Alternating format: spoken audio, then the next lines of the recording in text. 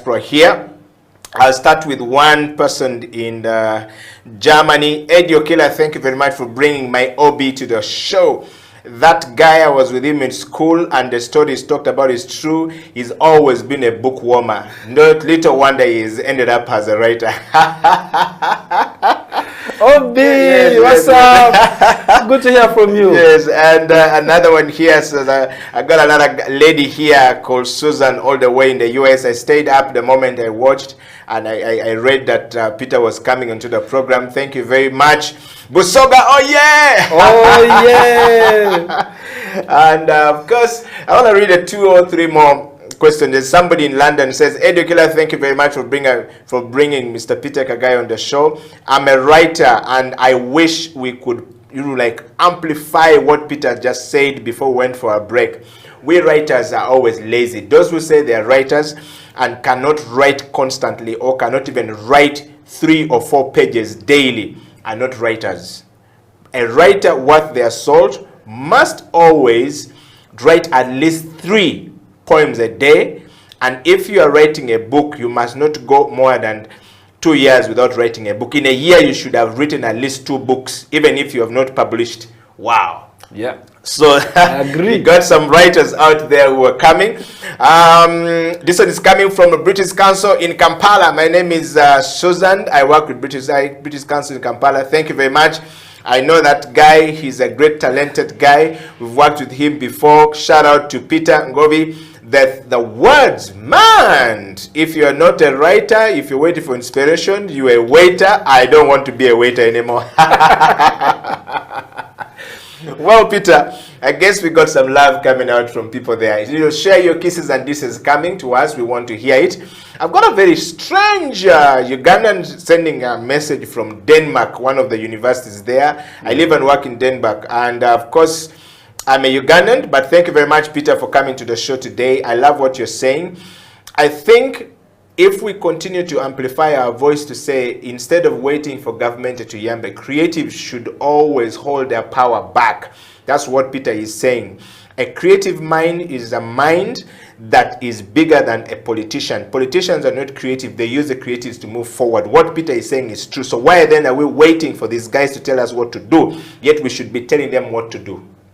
In our writing, you can write a poem, you can write a story to address your member of parliament or your LC or whoever you want, or the leader in your society, and they will listen to you because people will always relate to what you are saying, which they usually don't pay attention to. Thank you very much, Creative Industry Talk, for bringing such great, interesting minds to the show. Peter, over to you.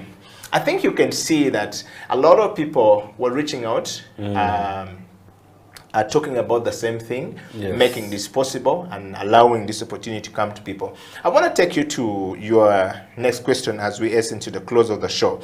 Peter, what would you say is your interesting writing quirk? What quirk? Yes. Oh, what do you mean quirk? If you don't mind me asking. The word quirk is Quirk. Ah. Yes, the one that you poets like to use the most. Quirk. Yes. What is your most interesting, what I would say, the most interesting writing time of the day?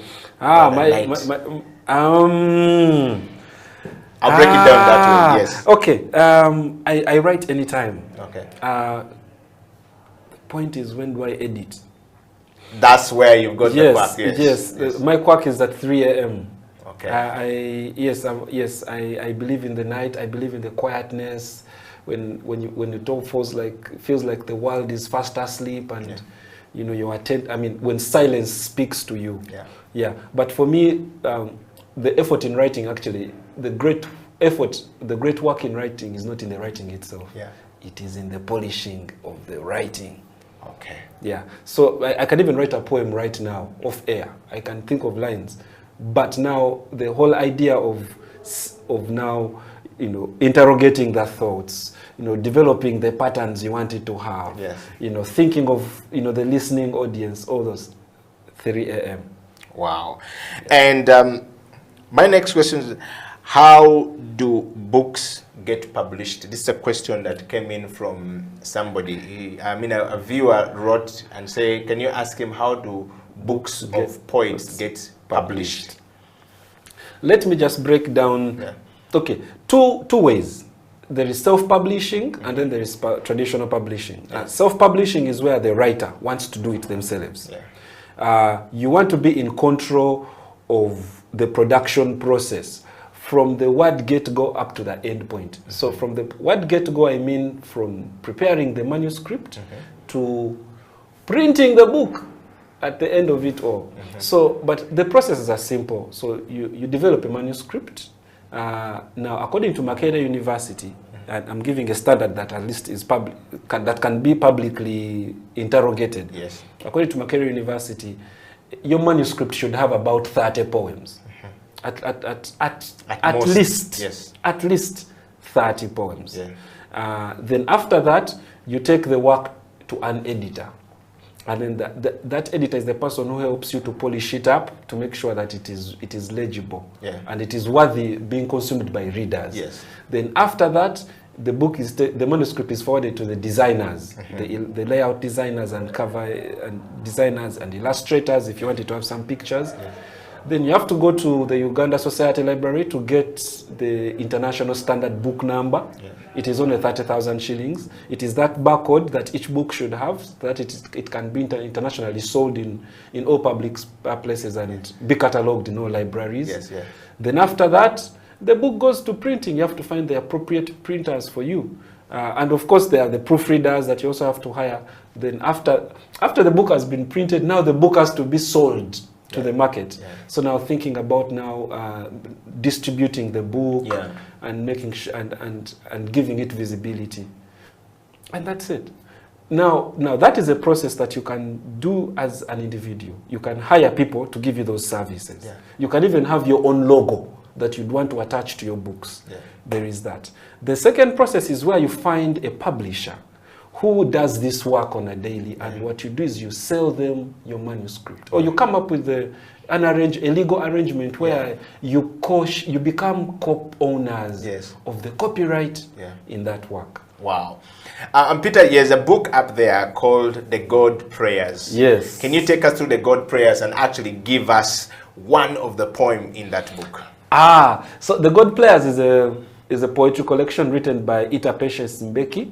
Mbeki she's now a PhD student at Makerere Institute of Social Research. Yeah. But by the time we published it, she was a teacher at King's College Budo. So what we were doing then was promoting literature among young people, by encouraging their teachers to also write. Wow. Because the idea was, if the students see their teachers publishing, then they would also want to they'll be more confident to also think of taking on publishing. Yes. Unfortunately, I don't have all the poems in that book, yes, offhand. Okay. But I can tell you about a poem there that I like. Yes. There is a poem in there that I like that is called of absentee wives and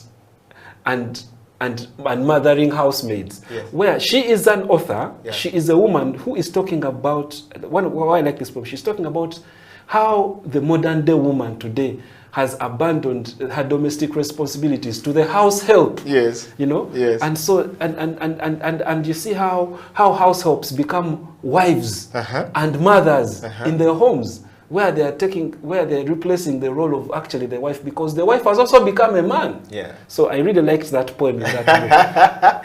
And in the next book, which you have out there, I mean, if you just put that book up quickly, yes, Ungodly Hour. What do you mean by Ungodly Hour? And what is this? This is a Kitara Nation Poetry, yes, Series 4.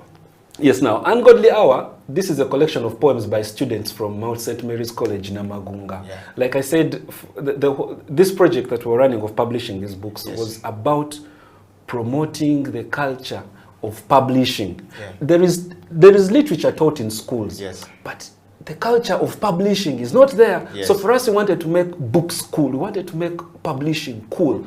So this is a book that we published from Mount St. Mary's College, Namagunga, and Ungodly Hour is one of the poems in there. Okay. And the poem itself, as you can see the cover, it is an hourglass, and there seems to be a lost soul that is drowning. Yes. And in that poem, these teenagers are talking about the things that they do at home, at night when their parents are asleep. You know, so the book talks about the drugs that they take, you know, the nightlife that they have that their parents do not know, and it's because they are soul searching. Yes, because they are soul searching. It's talking about this darkness that they grow up with, that their parents don't ever get to see, because when their parents see them, they are seeing them going to church and and they think these are holy people.